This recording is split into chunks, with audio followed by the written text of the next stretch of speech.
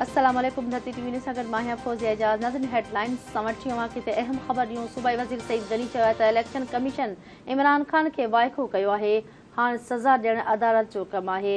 सईद गनी चयो त माली इख़लाक़ी ऐं नाले मात्र सादिक ऐं अमीन जी कहाणी ख़तम थी आहे।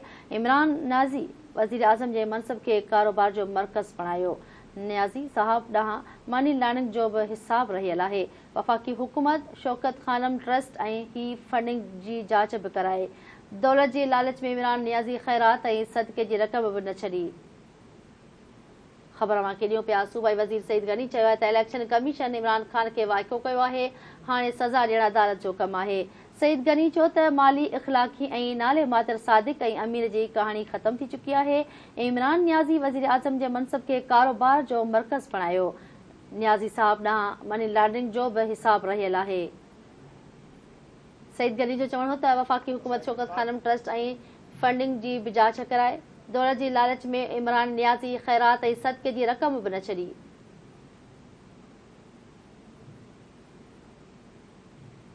अहम ख़बर मां ॾियूं पिया। सूबाई वज़ीर सईद गनी चयो आहे त इलेक्शन कमीशन इमरान ख़ान खे वाइको कयो आहे, हाणे सज़ा ॾियणु अदालत जो कमु आहे।